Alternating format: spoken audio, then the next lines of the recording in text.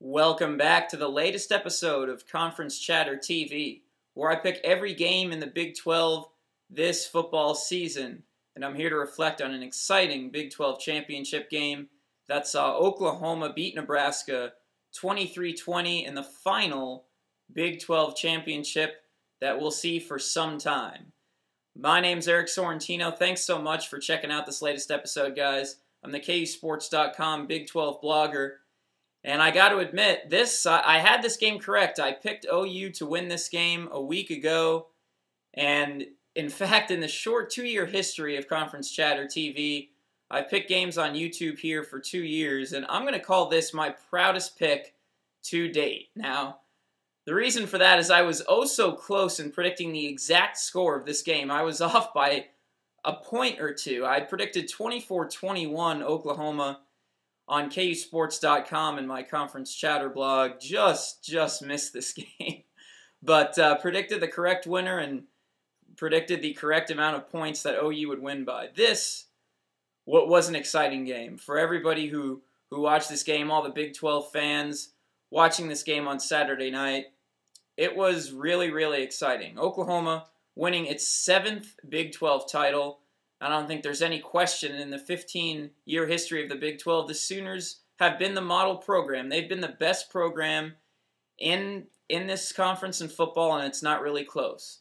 Nebraska, they were sent packing to the Big 10. Next season, they'll be competing in a different conference, and the Huskers were denied the Big 12 title by a slim margin for the 2nd consecutive year.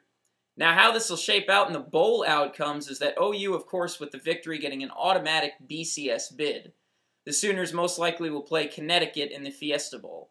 Nebraska, on the other hand, they will probably play in the Insight Bowl against Iowa, most likely. The bowl announcements will come out tonight on Sunday night. But that would be really interesting if Nebraska play Iowa. That would be kind of a future Big Ten showdown there in that matchup. So, pretty interesting matchups there in the bowls. But back to the Big 12 championship, Oklahoma won this game straight up. The refs didn't hose Nebraska or anything like that this year. There were no other factors other than OU taking this game for its 7th straight Big 12 crown. The main reason for that, to me, it was turnovers. The Sooners created 4 of them against Nebraska, and the Oklahoma defense played exceptionally well, maybe their best game this season. The defense sacking Taylor Martinez 7 times. They also picked up 3 fumbles, and they got an interception of Martinez. And, that was the difference of the game. The Sooners defense really came to play. And Travis Lewis, speaking of that interception, came up with a crucial interception in the end zone and also picked up 2 fumble recoveries. So that right there's your player of the game for Oklahoma. Travis Lewis really showed up and was everywhere on the field. And that Lewis interception really shifted the momentum of the game. Because remember, Nebraska really looked like it could be, blowing out Oklahoma early on. The Huskers jumping out to a 17-0 lead. And they were, after Oklahoma cut it to 17-7, Nebraska was driving again. In fact, it had a 3rd and goal opportunity. And Martinez, as you remember, he rolled out to the right, made the mistake of throwing across his body. Travis Lewis was there in the end zone to pick that pass off and get the touchback for Oklahoma. And that was very important because OU, after that, had a pretty nice drive that ended up in a field goal. And it's 17-10 right there, Nebraska, instead of anything worse than that, like 27 or 24-7 if Nebraska would have scored in the red zone there. That would have been a much more difficult position to come back from if you're Oklahoma. So that interception was really huge in shifting the momentum of this game.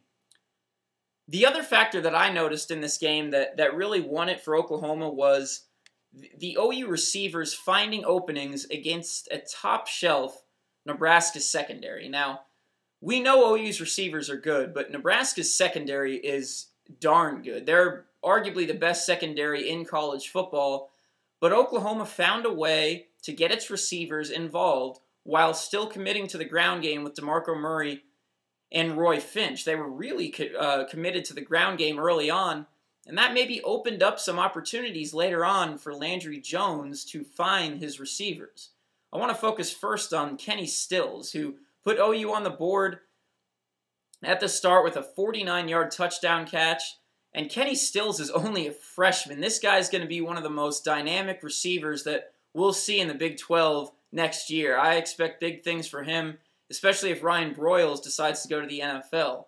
Stills had a very big game, 3 receptions. That's not that many, but 83 yards and a touchdown. So when he did, make his receptions, he made them count, and he got him on the board early. But it was really a collective effort with OU's receivers. Ryan Broyles was his usual reliable self, 3 receptions for 61 yards, including a big 47-yard grab that set up the game-tying field goal at 20 all. So Broyles was huge too, but how about Cameron Kenny? Now that guy, the senior for Oklahoma in the fourth quarter, this is where OU really, really won the game against Prince Amukamara. Nonetheless, coming up with huge receptions. I mean, Amukamara is a guy who's going to be in the NFL. He's going to be a top maybe 15 pick, best cornerback in the country. And Cameron Kenny's catching huge receptions on Amukamara. Now, one was on 3rd and 24. Kenny caught a big 23-yard pass over the middle of the field, setting up a 4th and 1, and Bob Stoops elects to go for it, as he did many times in this game. He's always been one of the most aggressive play-calling coaches on 4th downs, and it was none different here in the Big 12 Championship. OU goes for it on 4th and 1, and what do? They go right back to Cameron Kenny, who gets a 1st down, and then that sets up the game-winning drive, and Oklahoma kicks a field goal. Jimmy Stevens. Oklahoma wins the game 23-20. So OU's receivers had a little bit more success than I would have thought, but really the OU defense as well. That's really what I thought would win this game, and sure enough, the defense came up big, against a Nebraska offense that showed flashes, but Taylor Martinez, again, did not look 100%, getting sacked 7 times. That's something when Martinez is mobile, and, like he was earlier in the season, he's not getting sacked 7 times. And, OU was spectacular on the defensive side, setting up drives that enabled them to convert those into points and ultimately win its 7th Big 12 championship. So that was the game. OU with a really, really nice victory there. I predicted that one right, and I'll try to keep this up in the bowl season. I'll be back here in a couple weeks, so keep it locked here on this channel. The next couple weeks, I'll have my bowl projections. Every Big 12 team that's in a bowl, I will project that game and how I think it will shake out. So I'll be back to talk to you guys in a few weeks, but for now, my name's Eric Sorrentino. I am out, and we'll talk to you again pretty soon. Thanks a lot.